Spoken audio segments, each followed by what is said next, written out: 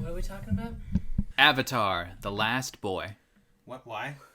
Hey everybody, I'm Josh. And I'm Jace. And I'm Emily. And we're gonna what are we doing? We are about to discuss our thoughts, our favorite scenes, everything we love about Avatar The Last Airbender.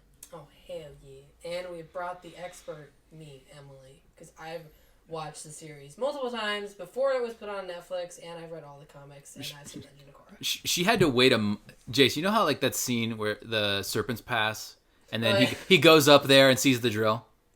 There was a hiatus. She had to wait a month. Yes, they see the drill, and then it was a month-long hiatus. It killed me and my sisters. Yeah, the first time I ever watched it all the way through was when it was on Netflix several years ago. Yeah, so, I remember that.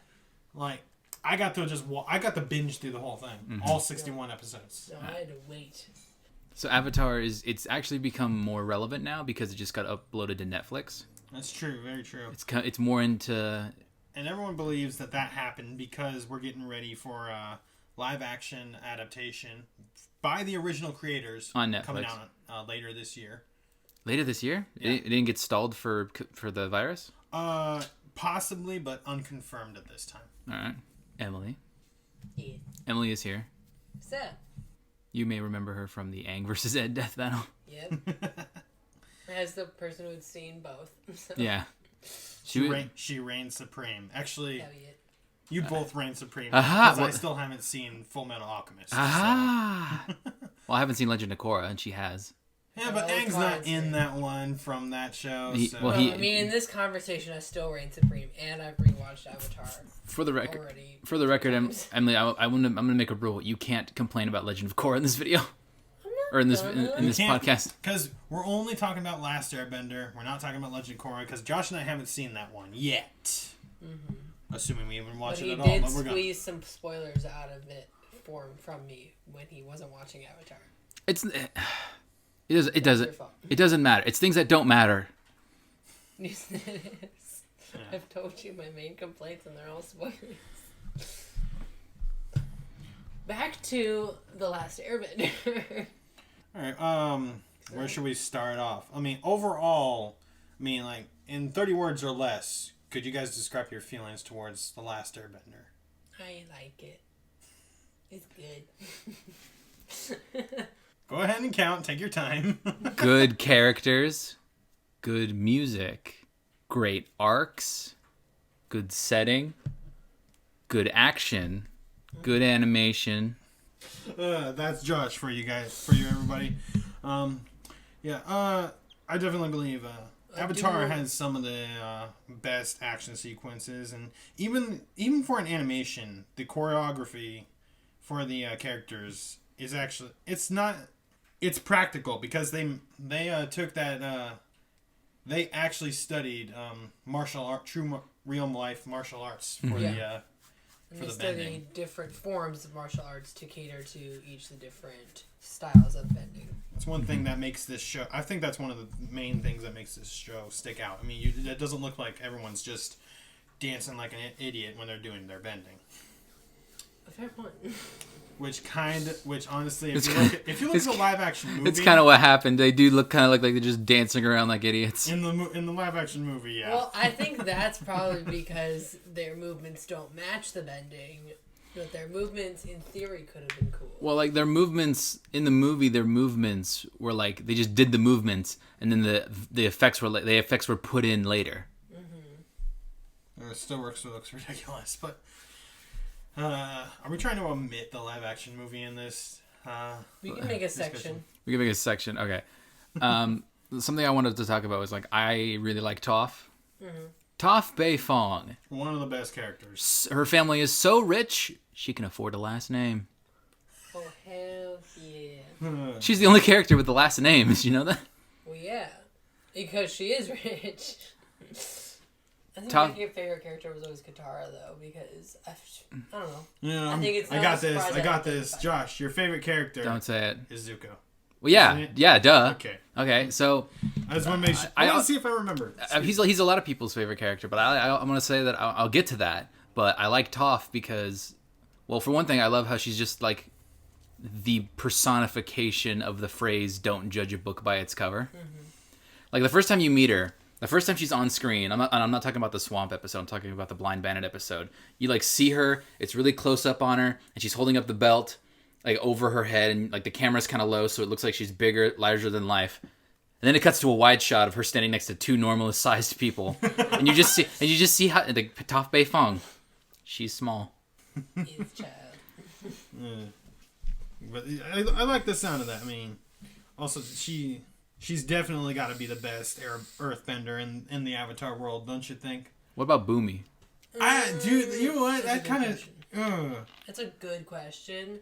Here's the question that needs to be asked. Can Boomy metal bend? I don't think he can. Yeah, he's just really tough. Yeah, we never really see Boomy and Toph side by side though, so it's hard to. I think they do that in the comic though. I don't think they do. I think they do. I read the comics, so. Oh, you did? Again, another. Like what would have been book 4? Casuals. What would have been book 4? Where they go to Zuko's mom and stuff. No, that's later. Okay.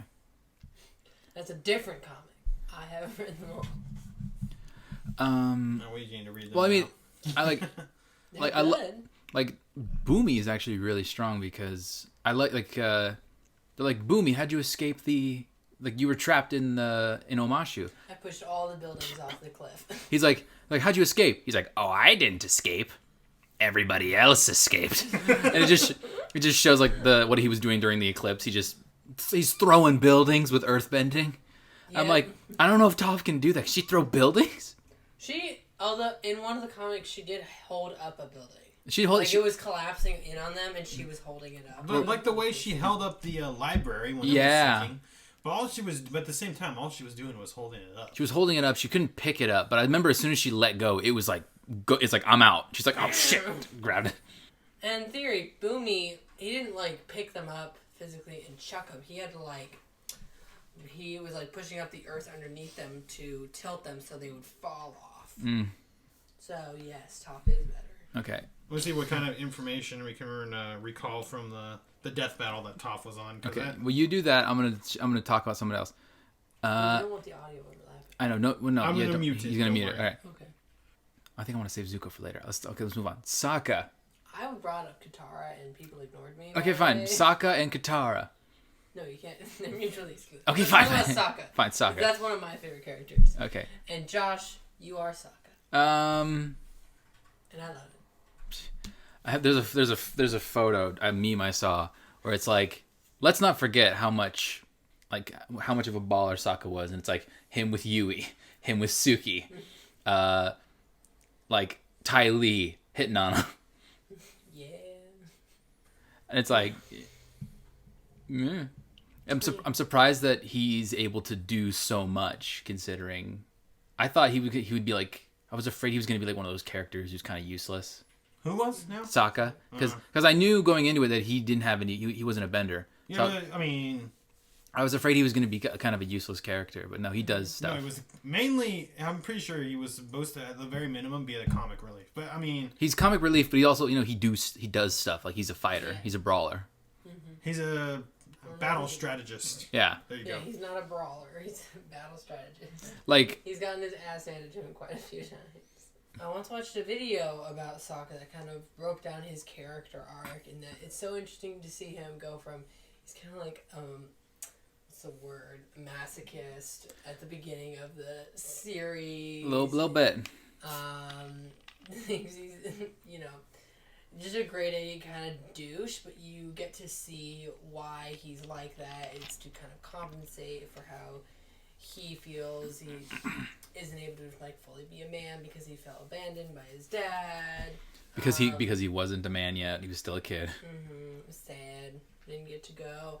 And then later on you just see him just fully come into himself. He admits to himself that he isn't as useful as he would like to be. Even though he's smart, he's not helpful like he wants to be, and that's when he goes and learns sword fighting. I thought that he becomes super smart about battle strategy. He's one of my favorite characters. I'm trying to remember because I don't understand the point of that episode. The sword. Oh my god! The sword master.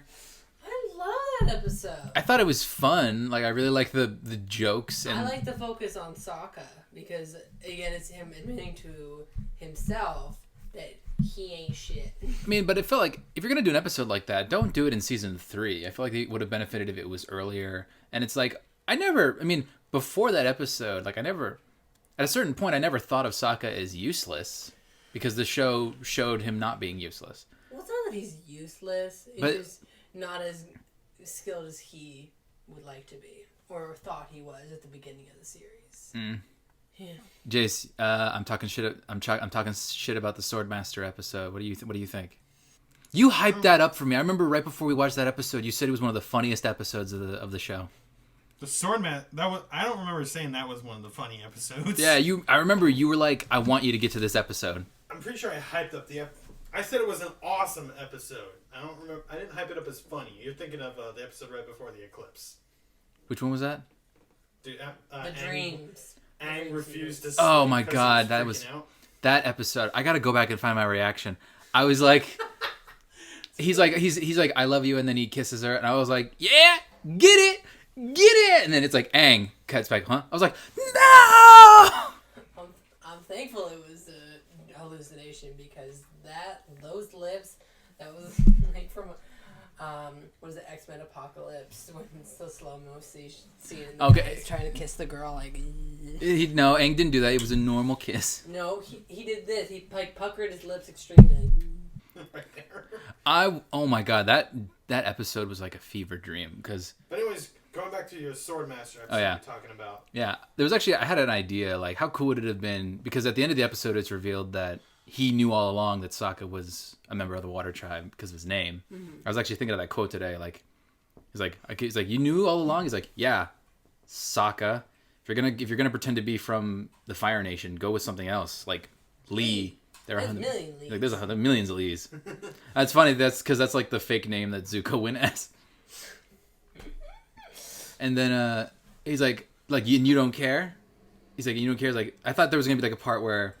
Because they had scratched up like the bricks and stuff and the rocks when they're in a fight. He's like, who am I? I thought there was gonna be a moment where he's like, who am I to judge somebody by where they're from? And then he was gonna like hold out his hand and like do like make a clench of his fist, and then the rocks were gonna like reform back into like what they were. Like it was gonna be revealed that he's an Earthbender. You thought that the Swordmaster was gonna be an Earthbender, or like would have been kind of cool, or like the Earth, or like I wouldn't have wanted it. Or like the Swordsmaster's assistant would have been an Earthbender or something like. Because remember, yeah, I think I would have taken that. I wouldn't have liked if he was an Earthbender because I like the point that he understood Sokka more. Mm-hmm. Yeah, that's a really good point. So why you're saying you didn't like that episode? I just thought it just felt kind of pointless because I thought it was too late. Yeah, too late, and I thought it was especially since it's like you're in the Fire Nation. Also, he didn't really do anything with that sword. Yes, he did. He threw it. He broke someone's platform. He used it in the evasion. He used it to save his and Toph's life. Yeah. I mean... You talk about when he threw it in the finale? Yeah. Yeah. Did he ever get that sword back? No. Not that we know of. No. He's very likely he lost it. I will look... That's so upsetting. Again and see. Oh, by the way, I love that the sword is made out of, like, meteor. And Toph was able to, like, bend it. Like, if it's from space, it's not technically Earth. Well, I can do this. And then it's this. And now it's this. And now it's the Nickelodeon symbol. Although, you gotta admit, that episode does definitely show that Sokka has earned some credibility as a warrior, though. Mm-hmm. Yeah. Oh, yeah. Yeah. The level of respect he gets from the Swordmaster. Mm-hmm. Oh, he gives him the White Lotus tile. Yeah. A little foreshadowing for us. I remember the main foreshadowing was when it first showed up in the episode where I think... What was the gang doing? Because I remember Zuko and Iroh... They're trying to escape something. They were trapped in a temple.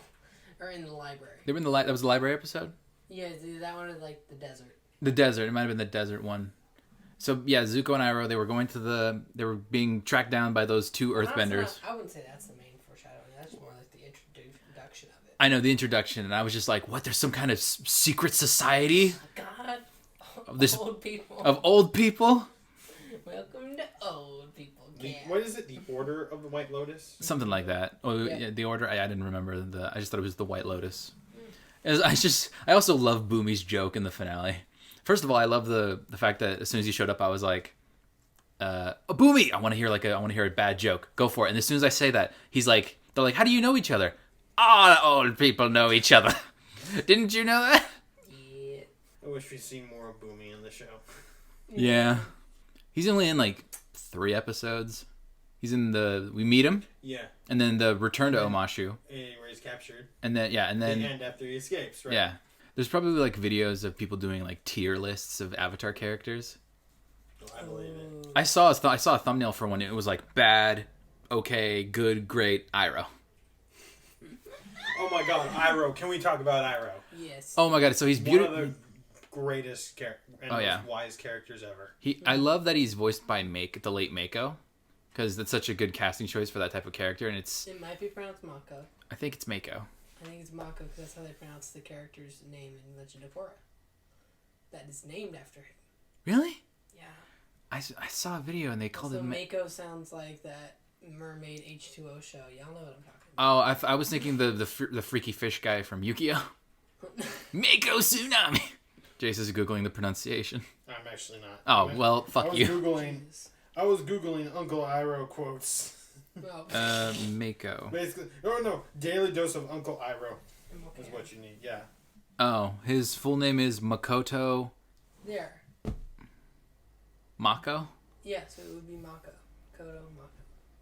I just heard some people call him Mako, and I thought that was such a cooler name than Mako. I disagree. It makes me think of mermaids. There's a video where... The show isn't always that good. So, something I heard about... Something funny. Well, not really funny. This is actually kind of sucks. So, Makoto, he died in 2006 from throat cancer. Mm-hmm. And there's a video from Nostalgia Critic where he's talking about the Teenage Mutant Ninja Turtle movie from like 2009 or whatever. Yes. And Makoto... Actually, it wouldn't have been 2009 because he died in 2006. It was like 2005, I think. So Makoto voices Master Splinter in that movie. Mm-hmm. And Nostalgia Critic said... He's like, I don't know what's wrong with Splinter's voice. He sounds like he's choking on cigarettes. Ugh. And then he's like... And then he made a video about like, I fucked up. I shouldn't have said that. I had no idea. Oh my god. Oh yeah, I got really choked up in that one episode, Tales of Ba Sing Se. Oh my god. When it comes to Iroh, we're all crying now. We're all curling up into balls. We're all collapsing. Yeah, I still cry when I watch that episode. I'm trying to think about when the voice acting, because when the voice actor died, they had like in Tales of Ba Sing Se, it has that scene where he's singing to his son, and then it like does this effect where on the screen where it's like freeze frames and it says "Rest in peace, Mako, we love you," and I was like, "Aw." And then he kept going because I don't think that was the actor's last episode. It went on. I want to know when they switched. Do you think it was after book 2? I think it was. I have trouble telling the voice actors apart. I think the guy that they got to replace him really did a good job. I think he did a good job, but then I watched the finale and I was like, "Who the fuck is this?" It does feel like just a different person, but I also think that's because his face almost looks a little different. Like it looks drawn a little bit more wisdomy. Mm-hmm. Like they upped it a little bit more. He's got some lines under his eyes, and I'm like, those weren't always there. What was I gonna say? Extra shading. How? By the way, what's the age gap between Iroh and Ozai? Well, they are brothers. They're brothers. One of them has gray hair. And had an adult son. Iroh is older. Okay, yes. We know that. He is? Oh my god. We know for a fact that he's older. Could you imagine if he was younger? It's like, what happened to you, man? I have a question. How much older? You could probably Google this stuff. Yeah, no, their ages would be online. Like, there's got to be like a 15-year gap at least. I would think so. I have a question. So, Iroh is known as the Dragon of the West. Mm-hmm. Who's the Dragon of the East? Is there even a Dragon of the East? No.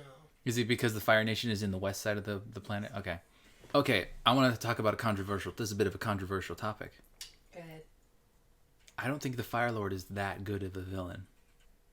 Go on. What do you guys think of that hot take? Yeah, pun intended. Shut the fuck up. I'm gonna say the things I like and dislike about him. Okay, I think he's very threatening. He's very good at that. Performed very well by Mark Hamill fuck you for not telling me that. I guess I was surprised. And he's like, and suffering will be your teacher. I mean, in the sense that he wants nothing more than to rule the world. I mean, he literally wants world domination. That is one of the cheesiest plans for any villain. I think I'm pretty good at summing up what the deal is with Ozai and whether or not he's good or bad. It's just that he's the one-note villain. He's one note. He serves the purpose for the story, but he's more of a story device. Yeah, at the same time, this is a kid's show. I know, so, but it's so Legend of Korra, it's so black and white. Where the thing I like about Legend of Korra is that the villains are a lot more complex, and that is the one nice thing I would say about it. More complex than Zuko. That's different. Zuko's not a villain. He was a villain at the start. He was. I would say more of an antagonist. He's an antagonist, not a villain. I know, but he's an antagonist that turns into a. He is the main villain of season 1. Either that or no. Or is it Zhao? It's Zhao. Okay, fine. Because you still like see those moments with Zuko, especially in the finale of season 1. I do. And then he's very complex even in season 1. I like the idea that Zuko is the villain of season 1. Azula is the main antagonist of season 2, and then the Fire Lord is the main antagonist of season 3.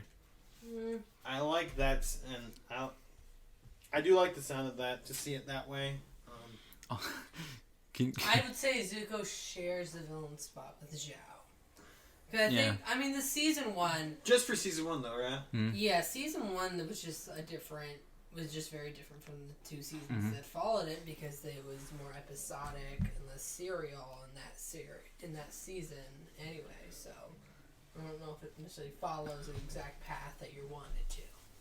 Oh my god. So Ozai. It is interesting to me how our main protagonist and our main villain don't ever meet until the last episode. The second to last episode is when they start fighting. Okay, you said that's interesting to you? I think it's interesting because usually a good villain and hero story, they like interact more than once. You know what I mean? But I guess it's like, he's. That's why I kind of say he's more of a plot device than a character. Yeah, he's more like I think he'd be a way better villain if Zuko was the main character of the story. You know what I mean? But he's not. And that's fine. Yeah, there's nothing exactly that's between Aang and Ozai. There isn't exactly anything personal that goes on there. Yeah, Ozai threatens to take control and basically kill anyone that gets in his way. But other than that, it's not exactly a personal confrontation. So he wanted to burn down the Earth Kingdom. I mean, you could say that that kind of speaks to the message that Aang had to learn in the end, that it's not about... I was recently watching the advice he got from the past Avatars in the last episode, that he talked to the Airbender lady, and she said, it's not about you, it's about the world. And Ozai, it's not a personal matter for him, it's about the world. If it was about their personal relationship, Aang wouldn't have fought him at all, or would have avoided fighting him, because that's not how he solves his personal issues. It was about the world. I think it's kind of cool. Yeah. He was more of a symbol for the war than a person. It's kind of interesting. And there's positives and negatives to it, but I like how it served the story well. And then Legend of Korra just goes for the other angle of them being more personal conflicts, along with the world issues. Less of like a battle of good and evil, and more of a battle of ideals. Yes. Yeah, that's what I can imagine Legend of Korra being. But I haven't... Positive and negatives to that too. The only thing I know about the villains in Legend of Korra is that there's one guy who wears like a white mask with a red dot on his forehead. That's all I know. I don't even know his name. Let's not talk about it. I don't want to go any deeper. I'm going to bring it back to... Well, I just like comparing it like in terms of villains. That's the main thing I'll probably bring up at all. Keep it to that. Comparisons. Relate things, but always bring it back to I won't tell you my positives and negatives for Korra. We'll save that for the next one. Okay. Next time, Jason Josh. Oh, jeez. So... We're not done yet. Yeah, I'm going to... So I'm going to bring it back just to one thing. Like, one thing I'm going to bring it back, and then we can return to the subject. A thing I like about Toph is that all the other characters have really big arcs. Aang, Sokka, Katara, Zuko. Toph really doesn't have a big arc. She's very. I like that she's very much like comfortable with who she is. She maybe like lowers her guard a little bit around our main characters. She like warms up to them. You know. Yeah, hers is a lot more smaller format. Yeah, because she's already the best Earthbender, and she's already comfortable and content with who she is and everything. Yeah. I kind of like that. There's usually one friend in the group who's like comfortable with themselves. Yeah, like very much like an Earthbender. She's steady. She's not exactly hiding anything. I love the detail to the animation of Toph. Like no matter who she's talking to, she's never looking at them. Emily, say about the thing that you wanted to talk about, the YouTuber. I kind of enjoy that she doesn't make eye contact with people. I like that attention to detail because I've watched a lot of Molly Burke videos, and she has kind of, I guess, trained herself, you could say, to be able to meet people's eye line just kind of passively by knowing where people's eyes should be.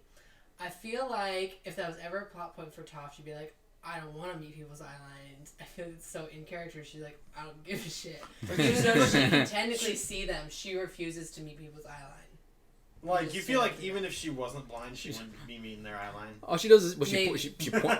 I just mean that she definitely totally could, because she can feel where people are, so she could probably tell how tall they are. She points at them, and so she would know where those eyes are, and so she's like, she doesn't want to. She doesn't need to. That's her. It feels very on character for her. That seems like the extent of her seismic sense. I feel like, yeah, I mean, because you could figure that out. But Can I forget? Can Toph? Let's say you're fighting Toph and you're an Earthbender and you pick up a rock and you throw it at her. Can she see the rock? Because very good point. Is it if it's not on the ground? But well, yeah. I mean, in the Death Battle, they said her seismic sense extends to rocks that are even airborne. Okay, that doesn't sound right. I remember them saying it in the Death Battle. But I remember there's like a time where someone's throwing a rock at her and she dodges it, and it's just like going past her face in slow motion. But I feel that's more that she knows where they're aiming it, because the Earthbender throws it, and she knows where their arm is pointing. Mm-hmm. I feel like it's more that. Remember the Runaway episode when she was scamming everyone who was scamming her? She earthbended that rock that was like the dude was tossing to go back into the cup. If she was able to do that, she had to know where it was. Yeah. It was kind of touching the table. Well, I see what you're saying, guys. Oh, by the way, I made a joke in that episode. I love Toph's an Earthbender. What was those two guys' solution to capturing her? They put her in a metal cage. What does Toph do? Bam, bam, invents metal bending. And I love the part. And then in the Runaway episode, they're like, okay, they'll put you in a cage, and then when you metal bend the cage, we can get you out. And then they throw in a wood cage. She's like, no, wooden cage. And I turned to Jace. I was like, shit. Now I have to invent wood bending. Bam, bam. Isn't that? I feel like that should be an extension of earth bending in a sense, but. No, I would almost put it as water bending too. But again, that has to do with the water in the trunks and. That's really complicated. We're going to start getting into the chemistry mind part. That is more of a water bending thing, because like the water benders from the swamp, they bend the vines. Also, so plants would be more water bendy than I would think earth bendy. You know I guess it depends on the plants, because there's some Maybe plants that have a lot more water on them than others. Also the can't wave a tree. In the Puppet Master episode, I'm pretty sure Katara's fighting that woman, and she like rips the water out of a tree to get some water to fight with. Yeah. And I'm pretty sure like Katara doesn't like doing that, because in return it kills the plant, which is pretty much what the opposite of waterbending is all about. Southern style waterbending. Toph is responsible for one of the best transitions in the entire show. It's her mom, and they're like, Toph, oh, she must be so scared. Come up here and fight me yourself if you've got the guts or whatever. And before I wipe that smile off your face. I'm not smiling. I just love that she's just calling him out, even though she can't see him. Her father's like, my daughter is precious and petite. She is not a fighter. He's not Indian. Yeah, what accent are you doing? I don't even know. That's what I hear in my voice, okay? That's what I hear in my head, okay? My father. I'm not trying to do an Indian accent. Piss off. She's small. Move on. She's small and blind and weak. Wrong. That's wrong. She's like, no, I got this. Fake news. I love... What are you screaming? There, I got a good look at you. Oh, yeah. Oh my god. It's voiced by Sonic waves from my mouth. John DiMaggio. I remember I made that joke because I was getting pissed off at how much the movie was mispronouncing everything. I was like, pronounce one thing right. And I was like, what if they did book 2? They met Toph. They call her Tough. No, Toph. Toph? Watch that happen. My name's Toph because it sounds like tough. Or no, it could go even worse. It has only one O in their name, but they act like it has 2. Tooth. Tooth. That's a buck teeth name. But anyways, on all seriousness, Yes. Okay, what about your favorite moments from the show? Ooh, favorite moments? Can I do a controversial one? Okay, really wait, quick? a controversial favorite moment? It's not like my most favorite moment, but it's like so dear to my heart because it makes me laugh. Secret tunnel. Oh, screw you! Secret tunnel through the mountains. And I don't remember the rest of the lyrics, but secret tunnel. Like, oh my god, I hate that. I hate it. Oh wait, I remember. I love that episode so. And I love that episode so much. Why? I know Josh hates it, and so I FaceTimed him and immediately started playing the song and hung up on Okay, me. so okay, that annoys me. So there's a part where Sokka is getting attacked by the badger moles, and then he backs up. He accidentally like strums the guitar, like because he puts his hand on it, and the badger mole stops. Like, oh, it's the music, man. You gotta strum. Some music will soothe the savage beast's heart or whatever. So Sokka starts playing the instrument, and then the main hippie guy pulls out a second guitar. I was like, no. No. Oh my god, they were just there to we can't have Sokka alone in this episode. And we haven't met Toph yet. Yeah. He's not as entertaining by himself. I know. There's no one to tell jokes to. He'll just collapse in on himself.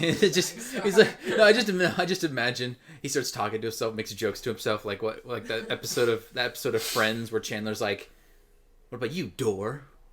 You just like knock jokes. Save it for inside."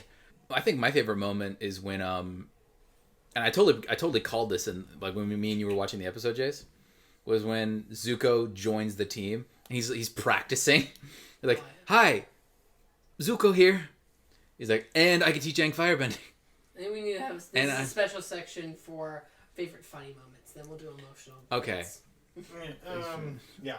So yeah, favorite funny moments from the show, like Comedic, yeah. So like what's your, how about let's go character by character. Favorite funny Aang moment. Oh, from both of you. The marbles. That's pretty good. That's pretty good. Let's check this out. Damn it, you took mine. Okay. Mine too. I really. The guy starts screaming his head off. Oh yeah, he starts foaming at the mouth. And then I remember in the episode Avatar Day, they show up back at Kyoshi Island, but without Aang. They're like, the Avatar's back, and the guy's foaming at the mouth again. And they're like, actually, Aang's not with us. And then the foam goes back into his mouth. Or he's like scooping it back into his mouth or something. He's like, oh, he's not here. I really like the moment. I think it's the first part of the 2-part finale of the first season when they're on the North Pole. And they're like, oh, Katara, you've become a waterbending master. You're really good now. Aang, you've been slacking. What? He's like, you haven't been doing your waterbending practice, have you? He's like, I can do this. And then he just spins around and... Why'd you steal my backup, dude? Come on. I stole your backup. He makes a snowman of himself. I can't copy from either of you. It's difficult when you're making it character by character. That's true. Let's just talk about good funny moments. Well, both of those moments are in season 1, so... I know. Oh, yeah, okay. So now you have to bring Well, I mean, I think it got more serious as the show went on. I know. I really like... this is a moment from season 2, but it's from Sokka. Of course. Cactus juice! Oh, God. It's the quenchiest! Oh, God. Like, you think back... One of my favorite moments. Like, you think back... Like, when you think when they were writing this, you think they knew that they were creating something that's so iconic? I'd like to think so. No, I think they got taste lucky. The magic. I love Toph. She's just like, can I try some of that? No. She's like, no, I'm not dealing with 2 of you. I can't deal with a blind one. That will make it much worse. Who lit Toph on fire? Oh my god, can you imagine? It's a giant mushroom. Maybe it's friendly. There's a... Hey, mushroom. Actually, I think there's a moment in Legend of Korra. There's a moment in Legend of Korra where it's Aang and Katara's 3 kids, Bumi, Tenzin, and Kaya. And they're in... I think they're in the spirit world. And they come across like a spiritual... Wait, they're all able to go into the spirit world? I don't know. I think... I might be thinking... I don't remember what happened. Okay, it might be something different. No spoilers. There's just this is a joke. It's just a joke. They're like, they see like a glowing mushroom, and I think it was a talking mushroom or something, and they're like, maybe it's friendly. That's what Boomy says. The throwback. I don't remember that. They're like, maybe it's... Boomy says... I did miss a few episodes. It might not have been a talking mushroom, but it was just like, Boomy was just like, maybe it's friendly. That's definitely a throwback. Yeah. Oh my god, Jace, remember the moment when it was in The Runaway, Toph and Katara were arguing, and Sokka was like, hey, Aang, I'm gonna write a letter to Katara from Toph saying I apologize. And I was like, and then me and you, I don't know if you remember this, but I was just like, okay, yeah, let's do it, yeah. And then Sokka, I know this was you. Toph can't write. I was like, Well, if you said it the other way, I think we're running into the same problem. Yeah, there's a problem. Did you? I don't know if this is real, but there's like a photo. I think she might have even said Toph can't read. Toph can't write. Mm-hmm. There's a thing where it's like Team Avatar, and they're all signing their names, and it's like... I think it'd be pretty difficult for her to read as well. So there's a part like I think this is something from Legend of Korra. There's a photo, and it's all of Team Avatar that like signed a document or something. It says Aang, Katara, Sokka, Zuko, and then a scribble. Just a scribbly circle. Oh, do we want to go back to our favorite moments now? Okay. Like, do we want to do emotional beats, or do we want to keep going with funny moments? Let's go with the funny ones, and then we'll do emotional. Okay, it is your turn, Jace. Okay. You get to pick one. That we didn't steal. You want to branch out from Aang? Just do anyone. Yeah, let's just do anyone. Okay, some of my favorite funny moments. Okay, Sokka getting drugged off the cactus juice is definitely a top one. Mm-hmm. Josh technically said that one. Yeah. I already have another one. It's hard to pick now that I think about it. It's hard to pick. Let's see if I can think of something out of season 3. I got one. Share it while I think. No, I don't want to. When it's season 2 when they're hanging the posters for Appa. Yeah. And Tommy. What, you think I can't hang posters? It's upside down and it's actually backwards. So. I love Let's just go with Sokka. I love this was like in episode 3 of the first season, so this is like very early. And it very much establishes Zuko and Iroh, like their dynamic, and Is that when they went to the air temple? No. Well, yeah, I think that when they went to the air temple, this was Zuko and Iroh were doing. And I think I loved about from the beginning. I loved that Zuko and Iroh, like they could be very serious, but they could also be very goofy, and because like it very much made them like more relatable. Because if they were just all serious all the time, it wouldn't be very entertaining to watch. It would have made Zuko very much like kick up like My Chemical Romance vibes. But I love the part where they show up at the harbor and Zhao's like, "What the heck happened to your ship?" He's like, and Zuko's like, "Oh, you're not gonna believe what happened to our ship, Uncle. Tell him what happened to our ship."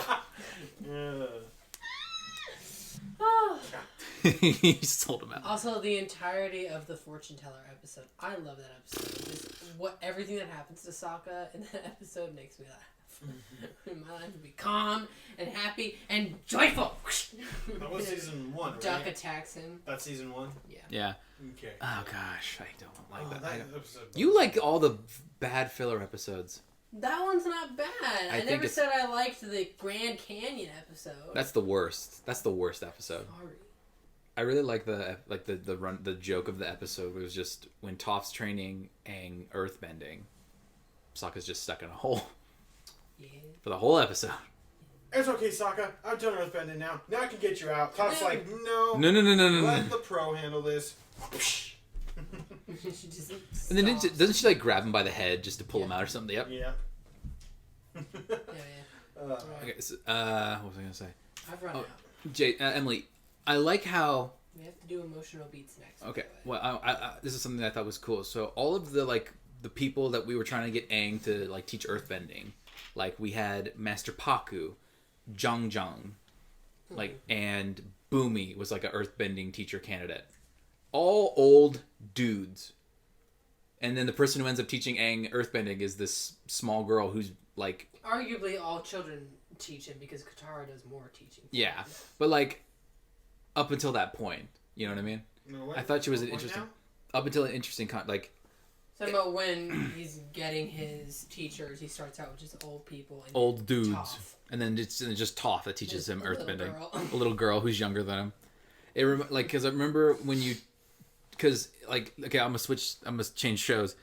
Emily, you know how in Naruto you said, you kind of wish that Killer Bee was a woman? Because you feel like Naruto would have benefited from, it would have been a little more diverse. Because you pointed out that you said you were asking me what character I thought could have been a woman. And I was like, honestly, Killer Bee, because there's no reason he has to be a dude. And I think he would have benefited from a female mentor. I think that would have been kind of a cool little tidbit. Just rapping. They could have kept. They could have been Nicki Minaj. Yeah, you could have kept the rapping. Yeah. Just got Doja Cat in there. All right. Sorry. Back to Avatar. Emotional moments now. Emotional moments. Yes. All right. Okay. Jace, you want to start? I will start. Yeah, you stole my favorite. You start. You start with the emotional moments. One of the emotional moments that scares the hell out of me whenever I see it. Scares you? Because I don't like what it leads to. Is when Aang loses Appa. Oh. Oh God, I watched that recently, and then I watched Appa alone. And I was just ugh. Appa's lost days. Oh, that is the saddest episode. I say Appa alone. Appa. Oh yeah. Okay. That is rough because I remember going into it. I had seen the clip where they're hanging up lost posters of Appa. I was like, oh, Appa goes missing. I thought that was gonna be one episode. No, it's half a season, and I thought that's just crazy to me. Majority of that season. Oh yeah, no. Half. I think he's missing for 8 episodes. Yeah, because Toph is already established by then. They've done some stuff. Actually, I'm gonna throw this out there. I like the continuity. I like the continuity of every time that Toph is on Appa's back, she wraps her arm around the hole in the saddle. Or occasionally I've seen her holding on to Sokka. Yeah, just to just. I think that was when he didn't have a saddle for a little bit. She just wants to have that extra stability. Mm-hmm. Yes. Okay, what was your emotional moment, Josh? I was thinking the human emotional moments, but yeah, losing Appa, that's crazy. Okay, but it's your turn. I know. No, that's still emotional for Aang losing basically his best friend. Yeah, I'm trying to think of a good emotional moment. By the way, I just looked it up. Appa was missing for 5 episodes. 5? That's it. Oh. It feels so much longer. Right? I know. I think it's because so much happens. Yeah. Wait. Really? Only 5? I mean, okay. Are you talking about when they lose him in the library episode to him being reunited with him? Yeah. Yeah, all the way. Because they lose him at the end of the library episode, and they get him back at the end of Lake Laogai. So you're talking about the desert. The Secret of the Fire Nation, the City of Walls and Secrets, Tales of Ba Sing Se, Appa's Lost Days, and then Lake Laogai. It's 6. 6, whatever. All right. Okay. Josh is right. Asian counting skills. If you want to pass, I have mine. Okay, you can go. I got a couple, but they're not. I got a couple solid ones, but they're not in pack. I don't know if I can't really pick one.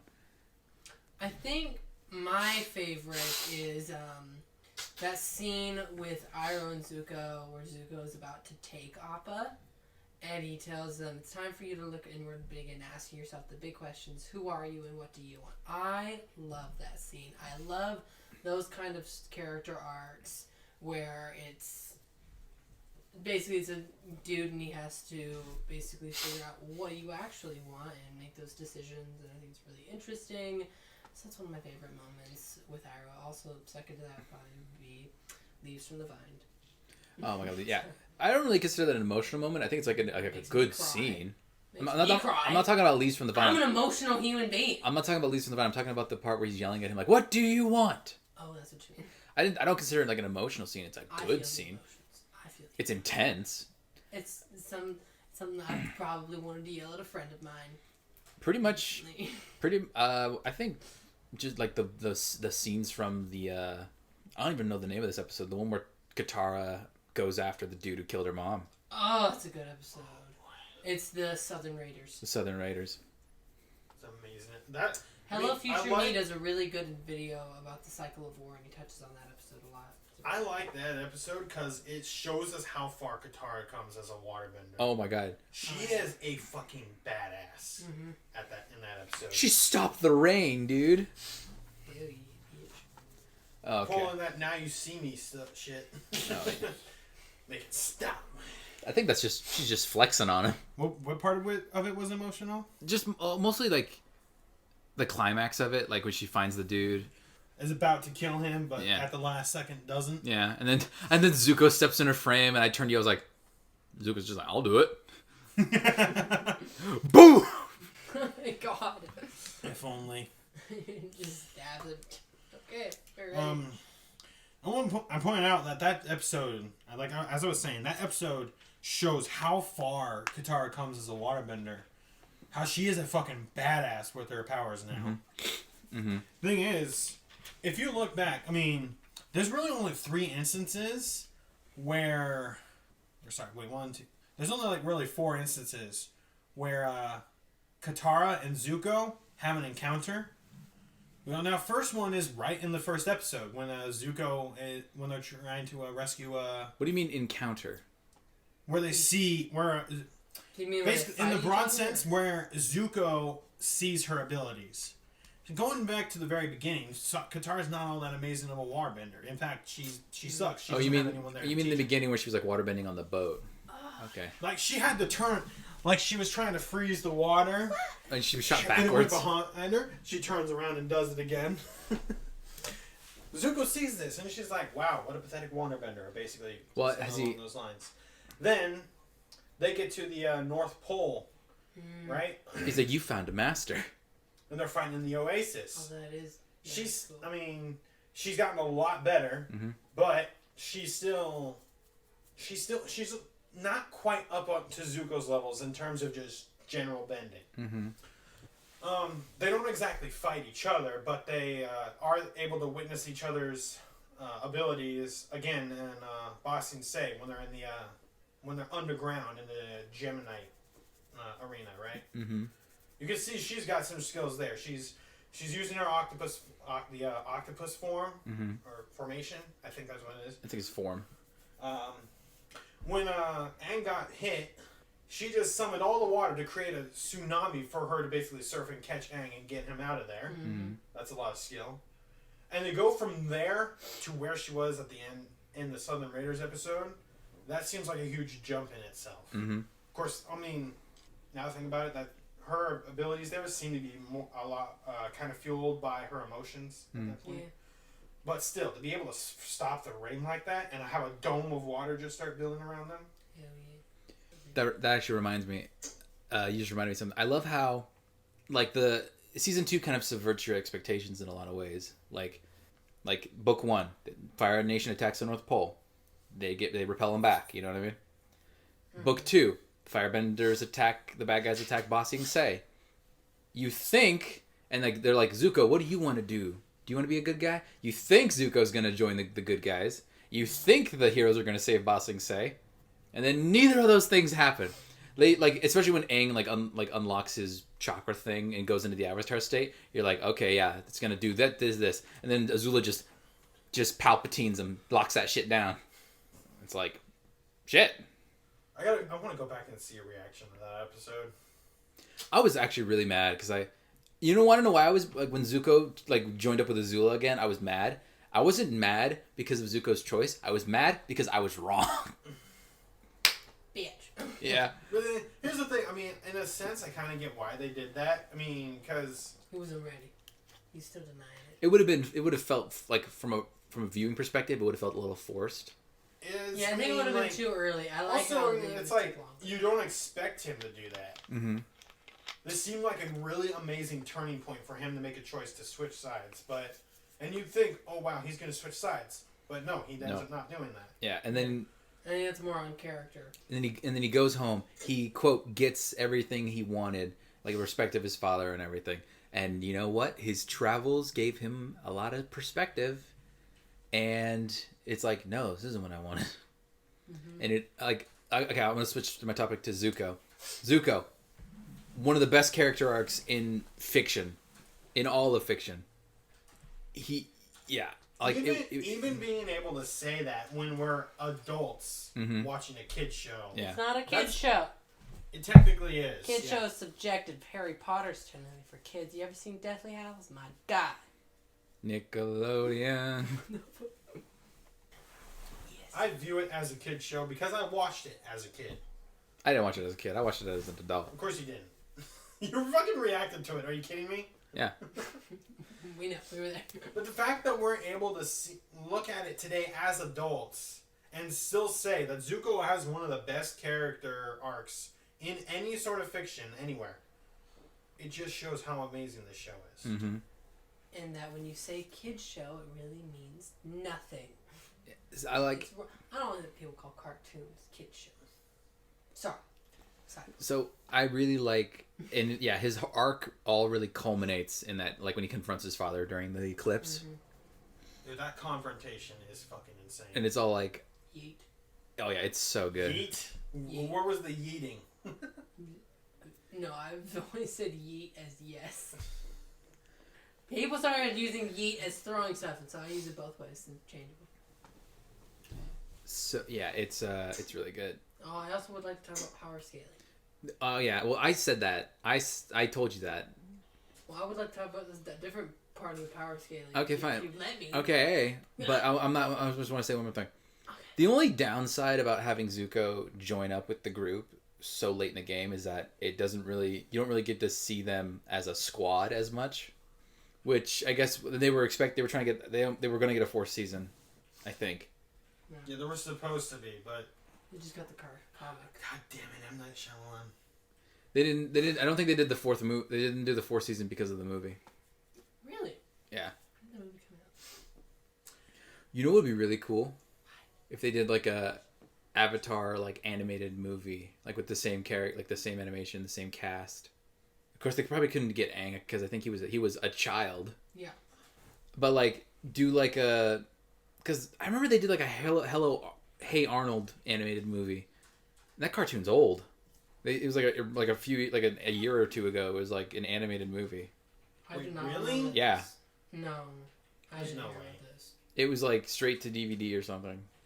You'll Google it later and you'll tell me when it came out. Alright, can I switch topics? Go to power scaling. Okay.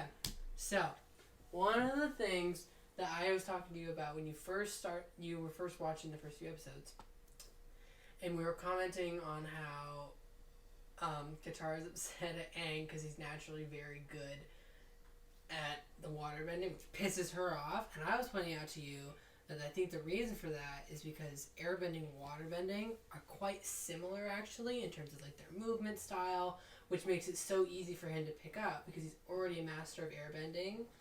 And that just pisses Katara off. She didn't expect him to be good at it, but he already knows the basic movements because it has the same kind of flowy movement of martial arts versus like earthbending, which they dub as his opposite. It's also because it's such different movements. He's so used to being light on his feet when he has to stay grounded.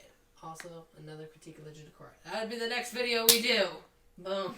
Josh already knows what it is.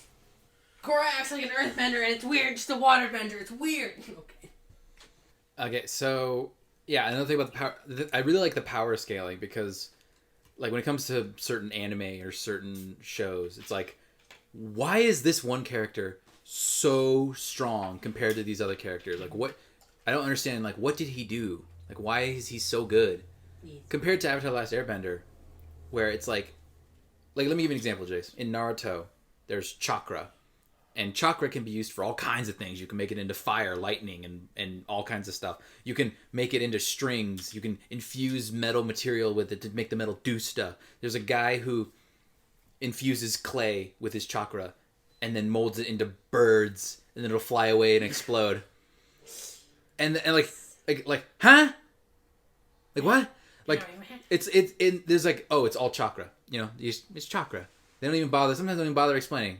Sometimes there was like, I mean, It's really frustrating. But the thing about Naruto is that it's easy.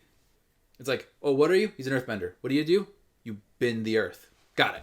I like how you said, you know what's easy about Naruto, and then you start talking about earthbending. You know what's easy about Avatar? It's the power scaling is simple. Everybody has the same powers. Some people just use them differently.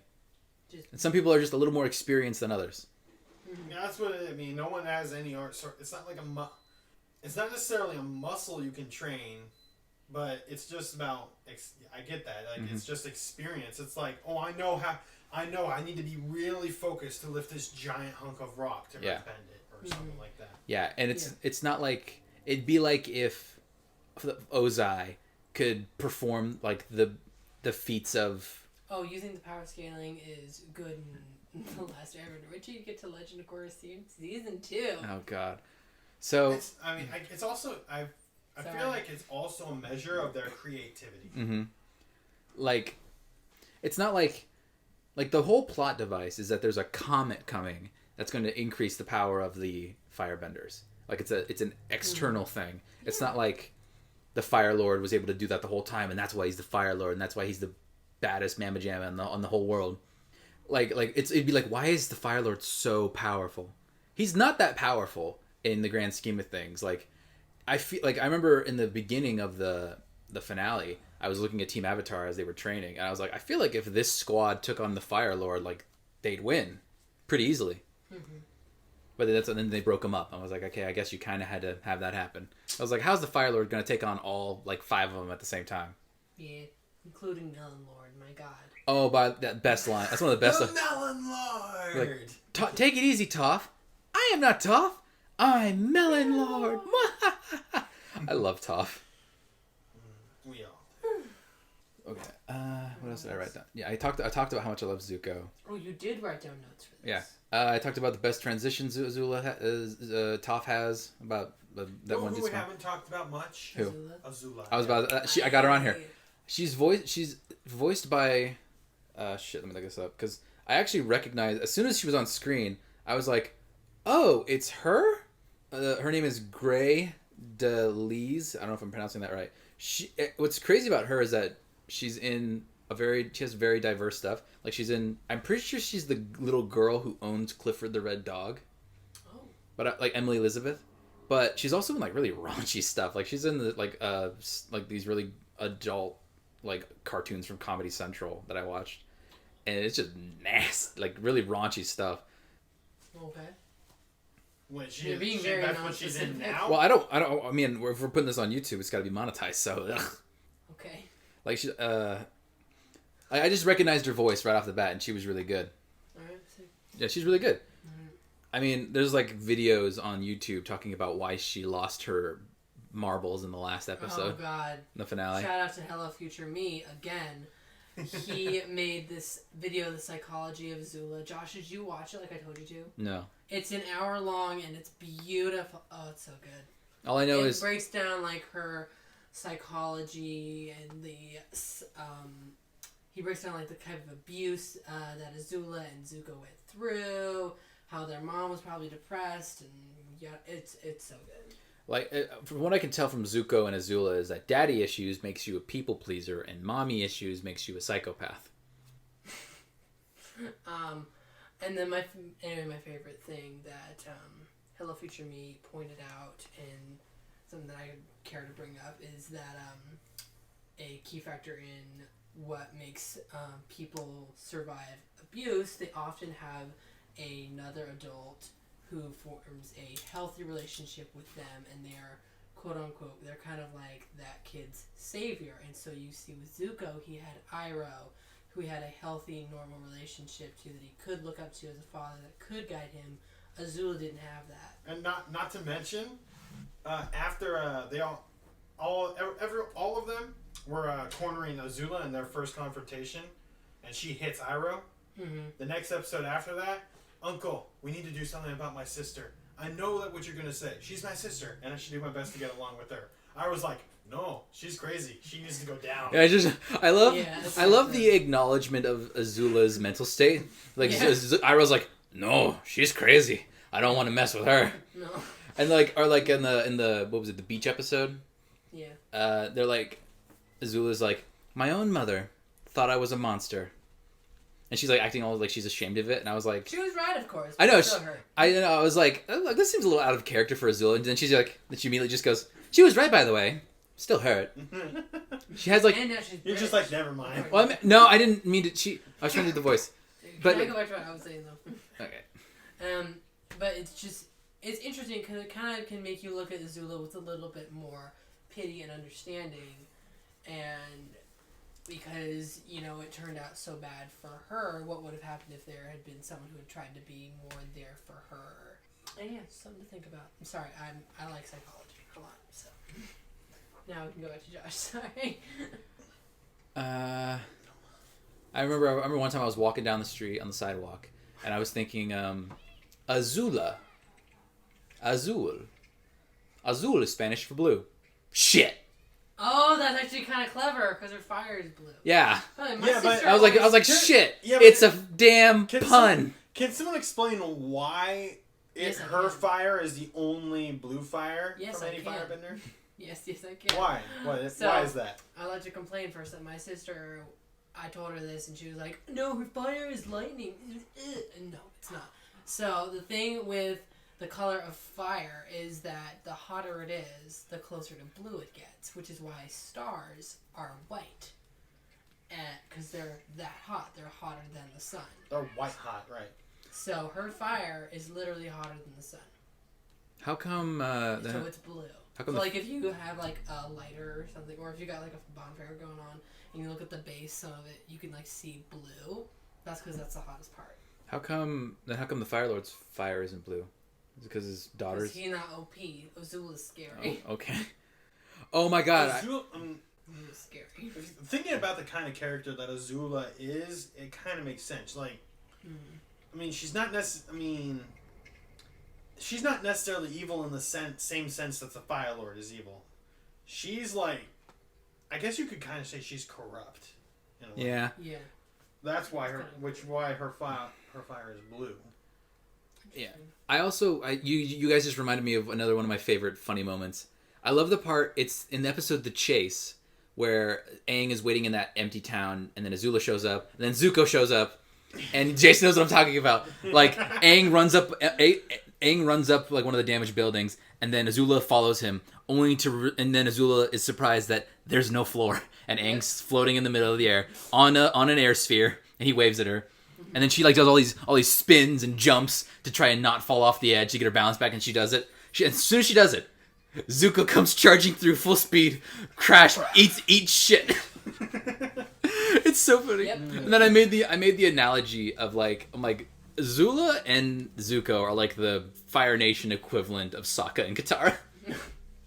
It's worse and bad and sad. I've seen fan art for like AUs of just role reversal of Azula and Zuko and Katara and Sokka. I thought it was interesting. For the next character I'm bringing up, we need to create a whole new tier. You know how it's like, it's good, great, Iroh? Well, above that, all characters. The Boulder! Oh my god. If they don't get The Rock to play the Boulder, I will be so upset. It's based off of The Rock. They wanted to get him to do the voice. I can imagine that. But I really hope they get him for the live action. I feel like he'd do it now. Well, yeah, because he's more of an actor now. I don't know if he was acting a whole bunch when the show came out. Oh my god! If they don't get The Rock to play the oh my god! I wonder if you can see that as a concept. Find that as a concept somewhere online. See if someone did some little photoshopping on The Rock and made him look like the Boulder. And I also love it. He's like, the Boulder's conflicted about fighting such a small, defenseless child. And she's like, sounds like to me like you're scared, the Pebble. The Boulder is over his conflicted feelings. My impression. You like my impression? Yeah. The Boulder. I've been studying him. Dude, now we're talking about all these side characters. I feel like we need to go back a little bit To Cabbage Man. Not just. What is there to talk about him? My cabbages. What else is he lost his business. He doesn't have a job. He's been. No, wait till you see Cabbage Man in Legend of Korra. Okay, no, It's wait. That's one of my, It's that's a my son, isn't favorite it? part of Legend of Korra. What do you mean? Like what? He's got the cabbage conglomerate. He's got Walmart, but like Cabbage Mart. No. Okay, well, don't say anything. I guess. It's so good. No. Here's what happens. Instead of the Apple Store, it's the Cabbage Store. Oh god, and they all got they got phones with cabbages on them with bites taken out of them. Hey look, this is my Cabbage phone. Oh god. Okay, Jace, what were you saying? Taking it back to side characters. Let's go just like to look over our old side characters and just like remember who like we got Suki. Did you We got Haru. Huh? Did you guys like Azula's teammates, Tylee and May? I do. Hardcore Zuko and Nay shipper. Oh yeah. Oh yeah. See, people who ship Katara and Zuko, the casuals. Trash. I remember like Amateurs. I remember the first time we met. Well, not the first time we met. Well, in the episode we meet May. The waifu wars. The first time we meet May, at the end of it, Tylee's like, "Ooh, it'd be cool to see Zuko again, right, May?" And May like blushes. I was like, "Oh, did she like him?" And I was like, yeah. and for like the rest of that season, I was like, "Ooh, I wanted them to meet. I want to know what I don't really know this character May. I wonder what her and Zuko's dynamic is." Well, then remember in Zuko Alone when he flashes back and It was them as kids, and like they were cute. Yeah. And I love. And then I remember like in the first or second episode of book 3, there's like not Tylee, it's May and Zuko, and they have like a picnic and they're kissing, and I was just like, "Aw." Yeah. And then I was like, "Oh yeah!" And then like Azula showed up and blocked him. This is my reaction in real time. I was just like, "Oh yeah, getting that." No. Now. I liked Tylee and May for like what they were. Like I thought they were pretty cool considering they weren't benders. Like she was like she was the backflip girl and she was the knife girl. I mean, they were. I mean, one thing that just that bugs me a little bit is that they were only loyal to Azula. I mean, they didn't seem like they had any agency. Something like that, yeah. They didn't have like their own. Like they were just loyal to Azula. They didn't have their own like thoughts or.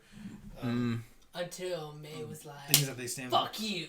Oh yeah, I love the line like I love Zuko more than I fear you. Oh, that scene's good. That's a good favorite scene of mine. Yeah. Going back to that, what do you guys think of the Boiling Rock episode? There's a 2-parter. Yeah, that's the 2-parter. That's a good episode. I kind of feel like it wastes a little time. I love the dynamic between Zuko and Sokka. Oh my god, they have such a. The dynamic duo of comedy and depression. They have yeah. Oh my god, how about you? My girlfriend turned into the moon. That's rough, buddy. Iconic line. Iconic. They're such like a buddy cop duo. Yes, that's what it is. Like oh my god, like the thing. I feel like that episode, like that. It's a 2-parter, and I feel like it wastes time. Like they show up, like they show up because they want to save Sokka's dad. Looking for Sokka's dad, and then like wouldn't they just have saved time if he was already there? But they wait till the end of the episode for him to show up. But at the same time, they found Suki. Yes. So. I see the positive and negatives of that. I do think it carries on a little too long. But I enjoyed the fact that he kind of had to like go through accepting that his dad wasn't there so that they could escape. And yeah. And then you find out that he is there. I love the conflict of like, is it right for me to risk Suki's freedom just for the chance to see my dad?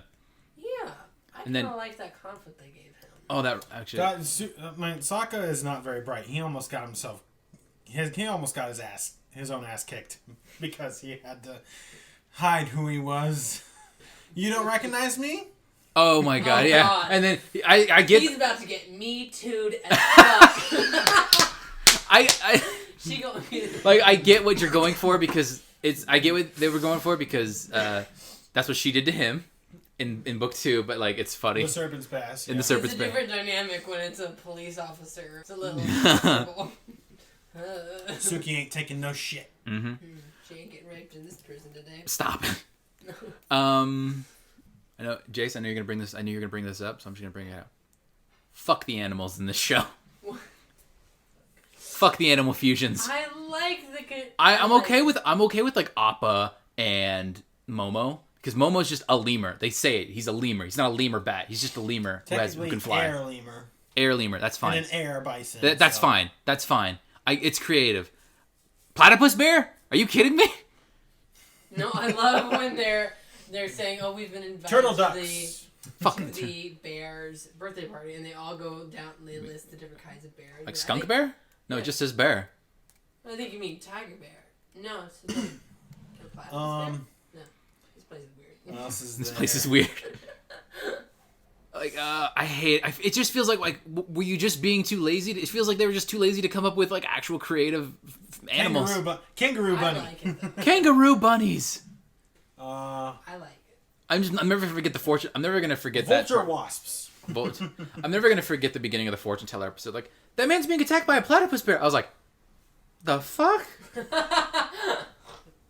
and then Appa scared it and it laid an egg. Oh, how about Appa's badass moments? What's your favorite? Oh, people hate on the episode. What is it called? Bato of the Water Tribe from Book 1 because they say Aang was acting out of character by like hiding the map from the. And I kind of get that, but like that, I was like, I remember I said to myself like, I want because that was the episode where the lady had like the smelling thing, and I was like, I want to see Appa fight the mole thing. Oh yeah. And then I didn't think it was gonna happen. Then he just tackles it because up till that point, Appa was just like, he was the transportation. He was the horse, the thing you ride. The horse. He was the donkey. He was just he was always like lazy and chilling and eating, and then you just like you see him just tackle that thing, and he was like, "Arr." And he was a G in that episode. He got one of his legs got paralyzed, but it's like whatever. I got 5 more. And we especially see him like clinging to survival in Appa's Lost Days as well. Mm-hmm. Like he was kind of trolling the what was it, a Fire Nation circus or whatever. He's like trolling the fire. He's using like airbending to like suck up the cabbages. Just, and then they look back. He's like, I'm not doing anything. What are you talking about? I'm not doing anything. No, you know what the line you said about whatever, I lost 1 foot, I got 5 more. 'Tis a flesh wound. Tis but to scratch. Bloody And arms then off. he's also like flapping his tail and like just like destroying like sections of buildings with airbending. Strong fucking air blast, dude. Like I thought that was okay because like that's an animal that can airbend, but the badger moles are actually like moving their hands and manipulating the earth in a certain way, like actually like how humans earthbend. I was like, that's a little weird. They weren't doing no ninjutsu, but they're like just moving their hands. I wrote down. What else did I write down? I had boulder. Okay, that thing you talked about, and that's just part 2. That thing you talked about, what was it? How Appa used his tail and just threw a massive air blast. Mm-hmm. And so I think I kind of want us to go back and look at all the creative ways the characters have used their bending. Mm-hmm. Like, what's some of the cool moments you've seen with bending in the show? I like the one. I mean, the sweaty pits one. That was a pretty good one. But then we found out that no, you could have just drawn water from the plants the whole time, Katara. I like. One second. What was I gonna say? Oh my god! I love it when Toph is fighting the boulder, and then he takes one step and she makes him like. He makes him do the splits. Makes him do the splits. Turns him into a soprano. Okay. Oh, firebending your tea. Firebending your tea. Oh, me and Josh have had a debate on this. Jace. I told him about this. Go ahead. Okay, so me and Josh have debated when Iroh heats up his tea with firebending, does he do firebending from his hand or does he blow fire in it? Well, here's one thing I remember us seeing.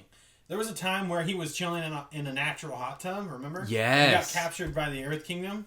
Don't side with Josh. Stop. I'm not siding with anyone. I'm going off of evidence we've seen. In order to escape, he said, my bondages are, whatever they are. My bondages? Whatever it is. My restraints? My restraints, thank you. Cut that out. No, I'm leaving it in. No. You know what I mean, okay? My restraints are feeling a little loose and uncomfortable. Would you mind tightening them? And as he's about to grab him, he exhales from his nose super hot air to make him hot. I know. As soon as he grabs him, ah! Yeah. Okay. So hot. He exhaled hot air. He's able to do that. Mm-hmm. I'm not saying necessarily that we know which way he heated up his tea. I'm just saying. Okay. Both methods are Optional.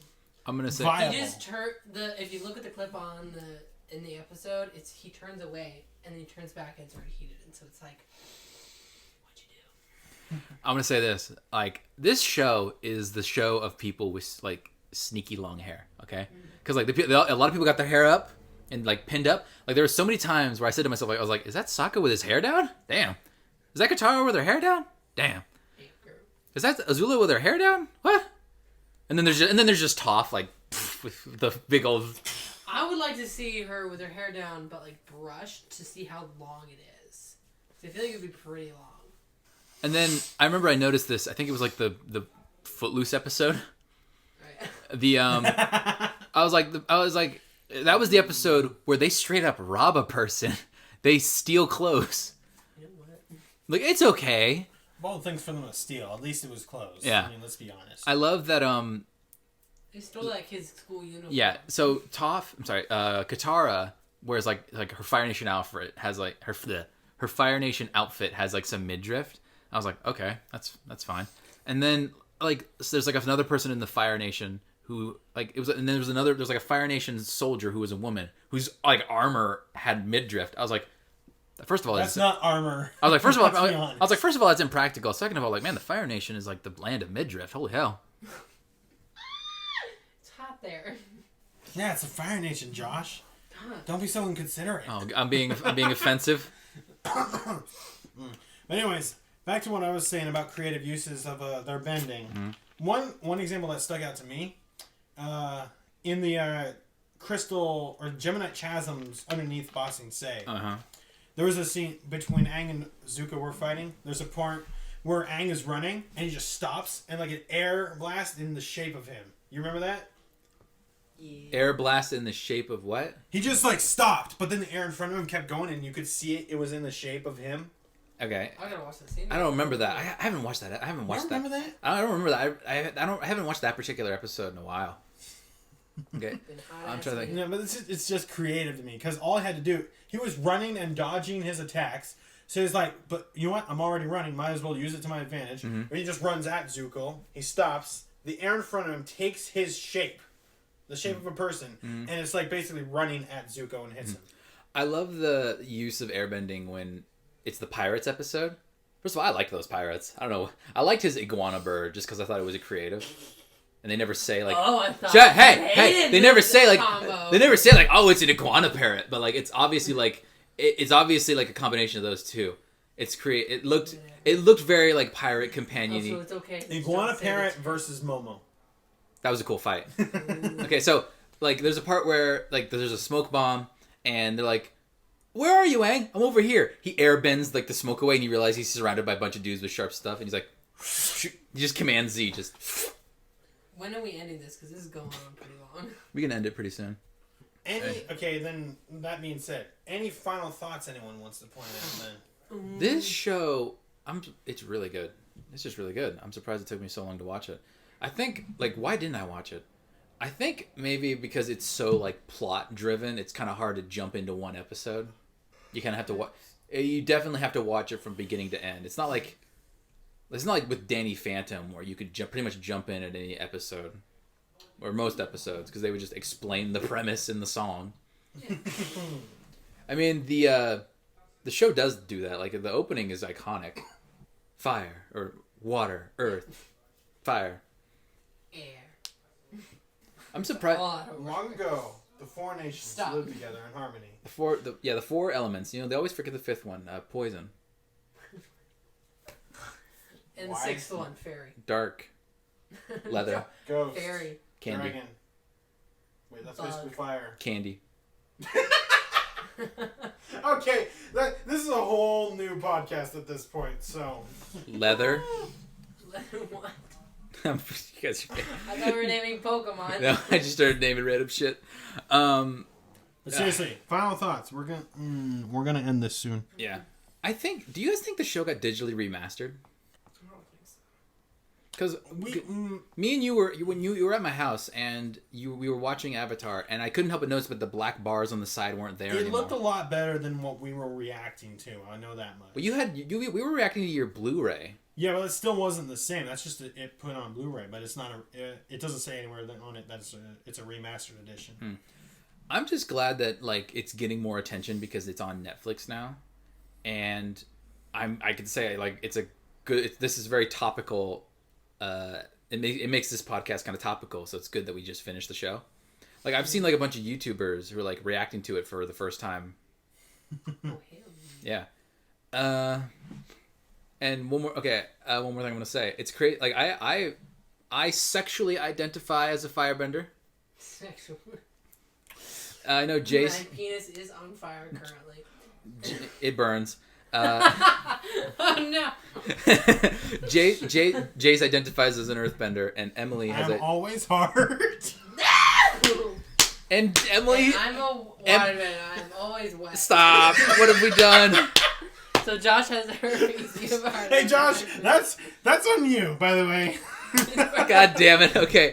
So what's funny about that is that I'm an Aries, and the element associated with Aries is fire. You're a Capricorn, and the element associated with that is Earth, and Emily is a Cancer because she sucks. I'm kidding. She's a Cancer, and because I have cancer. No. Oh no. That's what I thought when I was little. I was like, oh, I got cancer. Sick. So the thing she is a Cancer. And the astrological sign, the element associated with Cancer is water. What's interesting? We didn't plan that. Interestingly, I was even talking to my girlfriend about this. She chooses water, but her sign is associated with air, which completes our group. Yeah. What sign is she? Aquarius. Hell yeah. Oh, see, no, that's the one that's the enigma though, because Aquarius is the water bearer, even though it's air, so it's an enigma. It still has to do with water. Well, it's kind of like it's like half and half. Because my friend Hunter's an Aquarius, so we was kind of say like she's a little enigma. She's special. Interesting. Mm-hmm. It's got elements of both. There you go. All right. So to summarize, Avatar The Last Airbender, it's very good. Legend of Korra. Very good. Gotta do that next. Very good. 10 out of 10. It's one of the best shows of all time. Like, it should be on everybody's watch list. Yeah. And if you haven't watched it, why are you listening to this podcast? We've spoiled so much. You know what? We should have said spoiler alert at the beginning. Oh, no. You can edit that in. I can put it in the title. Don't. Just say it now. I'm sorry for spoiling this 15-year-old TV show. My niece is going to hit 10 years old and be like, I have something to show you. That sounded creepy. Oh, gee. My God. Uncle Jace, what are you doing? You're turning on the TV. I'm putting it in a DVD. Chill. But anyways, anything to say before we sign off, guys? No, I'm good. This is a really good show. Amazing. I had a blast. I had a blast watching it. Identify as Katara. Oh God, It's okay. I kind of have a problem with the way Aang beats the Fire Lord. Oh, I'm sorry. Oh, we never talked about that. Yeah, I kind of have a problem with the way Aang beats the Fire Lord. It's kind of an ass pull. You know what? That's how chiropractic. It's not how chiropractic works. That's how it works for me. You can't get hit in the back again to unlock your chakras. It's not fucking the Flintstones. I saw a meme online that was like a person describing that scene, and then it goes, "My chiropractor." So what are you trying to say? It's not like it's like you get hit in the head in the Flintstones, you get amnesia. Get hit in the head again, back to normal. It's not. No, it's not how it works. That's how that works. Yeah. Get hit again, it's brain damage. Okay, and it's like I wish Aang would have beaten the Fire Lord through like being tricky or something, or more utilizing the fact that he can do multiple elements. Not just spam the Avatar state. Yeah. Well, I like it because I think he needed that push because Aang really just didn't want to take it there. He didn't want to go that far, so he needed that push from. But here's the thing. He doesn't necessarily beat the Fire Lord using the Avatar state. Yeah, he calms down. He calms down and then restrains him with earth bending and then takes away his bending. But like it's I think it was more supposed to be about like the internal conflict of Aang being like, should I kill the Fire Lord? Mm-hmm. And I do like that he's like unwavered. Like he just didn't do it. He's like, I'm not gonna do it. Good stuff. But yeah, great. One of the greatest shows ever. Mm-hmm. Yes, everyone should watch it.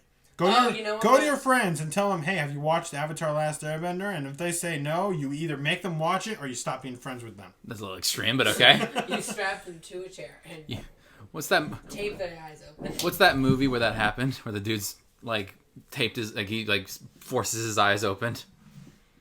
All right. Okay, wait. I did come up with my actual favorite. I just remembered is of course this fight with the Zuko and Azula. The final Agni Kai. That was good. It's so good. The music and That music is so fucking legendary. Oh. Nothing left, guys? We done? I feel good. All right. There's so much more we could say, but this is going on pretty long. Hope you guys enjoyed this for our first ever podcast. I'm Jace. I'm Josh. And I'm Emily. And we will see you guys next time.